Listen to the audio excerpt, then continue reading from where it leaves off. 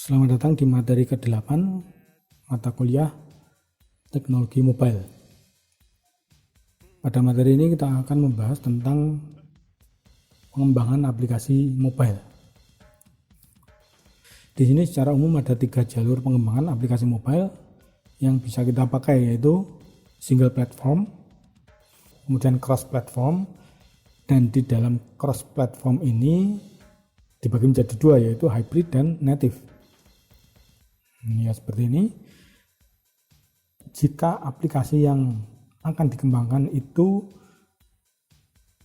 nantinya ditujukan pada user untuk satu platform tertentu, maka jalur yang paling efisien adalah dengan mengembangkannya menggunakan teknologi native dari platform tersebut. Contohnya, jika kita mau bikin aplikasi yang membutuhkan akses hardware dari perangkat mobile, misalnya kita perlu membuat aplikasi yang bisa mengakses jumlah RAM. Jumlah RAM yang tersedia berapa, jumlah RAM yang terinstall berapa. Misalnya kita bikin aplikasi untuk memory cleaner. Banyak sekali ya contohnya. Untuk aplikasi semacam ini tidak dapat dibuat dengan menggunakan tool pengembangan aplikasi cross-platform, namun harus dibuat untuk masing-masing platform. Jadi pilihannya adalah native. Namun jika aplikasi yang akan dibuat lebih menekankan pada aspek non-hardware, misalnya aplikasi yang lebih menekankan pada user interface, pada tampilan yang menarik, maka tools untuk pengembangan aplikasi cross platform bisa digunakan karena lebih efisien. Penggunaan tool semacam ini akan sangat membantu dalam hal waktu pengerjaan jika dibandingkan dengan apabila kita harus mengembangkan aplikasi yang ditujukan untuk masing-masing platform yang berbeda. Di sini ada 2 kelompok tool yang dapat dipakai untuk mengembangkan aplikasi cross platform, yaitu tools untuk aplikasi hybrid dan native.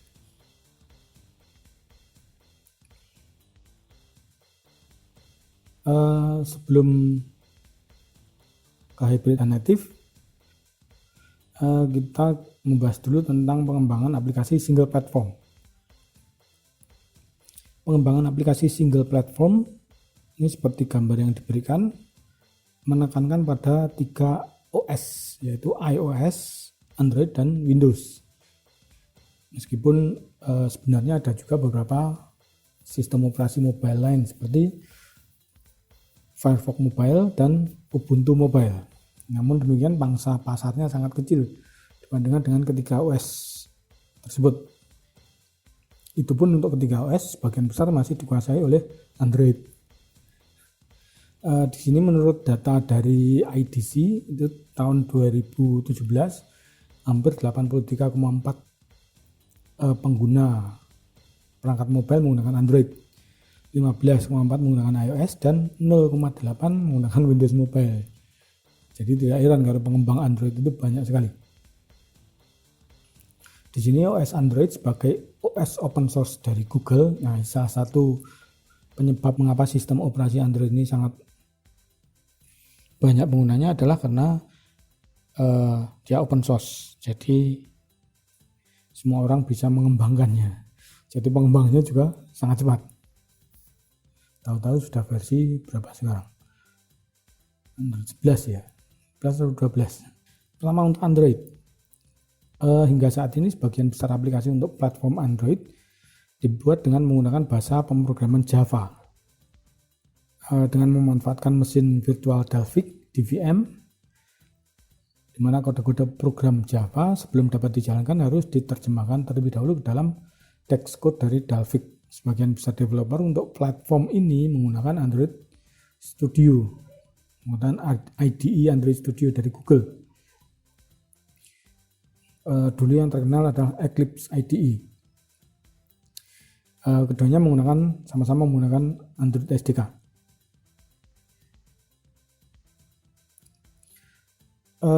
Akan tetapi semenjak awal 2017 terjadi perubahan penggunaan bahasa pemrograman dari Java menuju Kotlin untuk mengembangkan aplikasi Android. Ini bahkan Google sendiri mendorong developer Android untuk beralih ke Kotlin. Kemudian iOS, sistem operasi iOS dari Apple seperti tadi ya, merupakan sistem operasi kedua yang paling banyak penggunanya. Namun demikian, seperti yang kita ketahui, karena iOS ini merupakan produk Apple, maka bukan open source. Kita tidak bisa ngintip kodenya jika kita tidak punya izinnya. Artinya aplikasi-aplikasi iOS dikembangkan dengan menggunakan iOS SDK yang disediakan oleh Apple. Dan untuk mengembangkan aplikasi native iOS, bahasa pemrograman yang dipergunakan adalah Swift dan Objective-C. Ini dua ini yang paling banyak dipergunakannya. Yang Swift ini merupakan bahasa pemrograman yang dikembangkan oleh Apple secara eksklusif untuk membuat aplikasi iOS. Kemudian salah satu hal penting yang diperlukan untuk mengembangkan aplikasi iOS adalah kita perlu menggunakan atau kita perlu punya komputer Apple Mac untuk melakukan kompilasi. Kemudian untuk Windows Phone ini sistem operasi mobile ketiga yang paling banyak diperlukan meskipun persentasenya kurang dari 1%. Untuk saat ini, beberapa waktu lalu Microsoft sendiri menyatakan bahwa mereka tidak lagi akan membuat aplikasi untuk Windows Phone karena perubahan strategi. Mereka lebih menekankan pada usaha untuk mengembangkan tablet Surface yang semakin populer. Versi Windows 10 itu memiliki fitur yang dinamakan Universal Windows Platform (UWP). Ini didesain sebagai platform tunggal untuk semua perangkat yang menggunakan sistem operasi Windows, di mana developer dapat menggunakan platform ini untuk mengembangkan aplikasi-aplikasi yang dapat dijalankan di tablet PC tentu saja, dan smartphone dan Xbox. Windows ini juga menyediakan SDK untuk mengembangkan aplikasi. Sebagian besar developer menggunakan bahasa pemrograman C# dalam Visual Studio, IDE Visual Studio ya. Berikutnya pengembangan aplikasi cross-platform. Seperti yang disinggung secara singkat sebelumnya, ada dua jalur pengembangan aplikasi cross-platform, yaitu hybrid dan native. Tools untuk mengembangkan aplikasi hybrid sesungguhnya ini dikembangkan untuk membantu para developer web. Jadi orang-orang yang biasa memprogram untuk membuat web. Ini agar mereka bisa membuat aplikasi mobile dengan lebih mudah. Dalam hal ini pengembangan aplikasi hybrid pada dasarnya adalah pengembangan aplikasi HTML untuk perangkat mobile. Ya, ini karena aplikasi tersebut ditulis menggunakan bahasa pemrograman HTML5, CSS, dan JavaScript. Kemudian ditambahkan kode-kode native untuk masing-masing sistem operasi mobile yang akan dibuat. Di sini aplikasi hybrid ini sangat cocok untuk perusahaan yang sudah memiliki aplikasi web namun ingin menampilkannya di perangkat mobile dengan tampilan yang menarik sesuai dengan desain mobile saat inilah. Namun ada juga kekurangannya. Aplikasi hybrid semacam ini umumnya tidak dapat mengakses sejumlah fitur hardware dari perangkat mobile. Contoh dari aplikasi hybrid yang cukup terkenal adalah mobile app Amazon. Kemudian untuk tools dan framework yang dapat digunakan untuk mengembangkan aplikasi hybrid adalah yang pertama Apache Cordova. Ini sangat terkenal ya, mungkin sudah ada yang tahu dan mungkin juga ada yang menguasai aplikasi ini.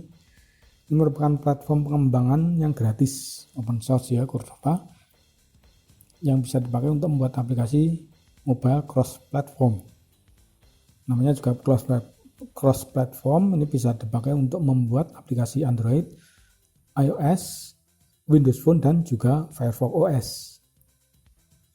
Dan kodenya sama, yang dipakai hanya kode HTML, CSS dan JavaScript. Tools ini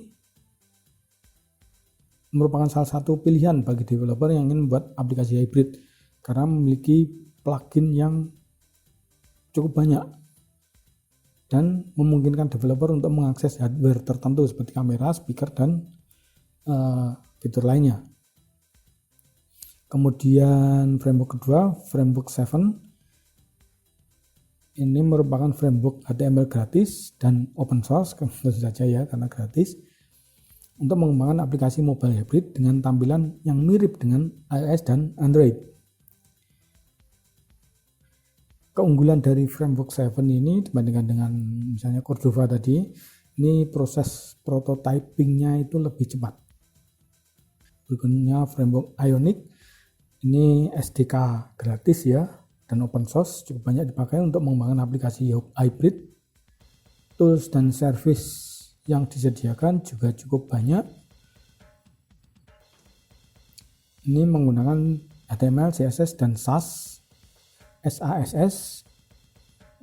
dan memiliki beberapa extension atau plugin ya untuk mengakses Bluetooth, kamera, dan sebagainya. Kemudian jQuery Mobile ini sudah obsolete ya karena tahun 2016 sudah tidak dikembangkan lagi. Ini sebuah framework yang cukup lengkap untuk mengembangkan aplikasi mobile cross platform. jQuery ini berbasis modul ya. Framework jQuery ini memungkinkan developer membuat kustomisasi dari aplikasi yang dihasilkan. Mungkin pada saat kita membuat atau kita mencari coding untuk aplikasi hybrid, di dalam file HTML-nya masih ada referensi ke jQuery. Ada kemungkinan seperti itu karena memang dulunya ini sangat terkenal. Kemudian Onsen UI ini merupakan framework yang memungkinkan developer mengembangkan aplikasi mobile hybrid menggunakan JavaScript, menggunakan library JavaScript yang populer seperti Angular, React, dan Vue.js. Berikutnya aplikasi natif. Aplikasi natif ini memungkinkan developer membuat program dengan menggunakan salah satu bahasa pemrograman, kemudian menyediakan tool untuk melakukan kompilasi ke masing-masing platform. Aplikasi yang dibuat menggunakan tools natif terbukti jauh lebih efisien dalam mengakses hardware dibandingkan dengan aplikasi hybrid, di mana aplikasi hybrid tidak dapat mengakses hardware dengan tingkat efisiensi seperti aplikasi natif. Ini ada beberapa tools untuk pengembangan aplikasi natif. Yang pertama adalah React Native. Ini merupakan salah satu framework pengembangan aplikasi cross platform yang cukup terkenal yang dibuat oleh Facebook. Framework ini memungkinkan developer mengembangkan aplikasi mobile hanya menggunakan pemrograman JavaScript, jadi relatif lebih mudah. React Native ini menggunakan basic UI yang sama dengan yang dipakai untuk aplikasi iOS dan Android. Ini contoh aplikasi yang dibuat menggunakan React Native adalah Facebook App, Instagram, Airbnb, dan sebagainya. Yang kedua, Xamarin. Ini adalah sistem development kit ya. Jadi SDK Xamarin memungkinkan developer mengembangkan aplikasi untuk Android, iOS, dan Windows Phone dengan hanya menggunakan satu bahasa pemrograman saja, C#. Xamarin ini sudah dibeli oleh Microsoft dan merupakan framework pilihan bagi para developer yang ingin mengembangkan aplikasi mobile menggunakan bahasa C#. Jadi bagi yang sudah terbiasa membuat program menggunakan bahasa C#, Xamarin ini sudah merupakan pilihan yang cukup menarik. Berikutnya Native Script. Ini adalah tools open source yang memungkinkan mengcompile aplikasi mobile native menggunakan JavaScript. Mungkin itu untuk pertemuan kali ini. Untuk tugas silakan lihat di Ella. Sekian dan terima kasih.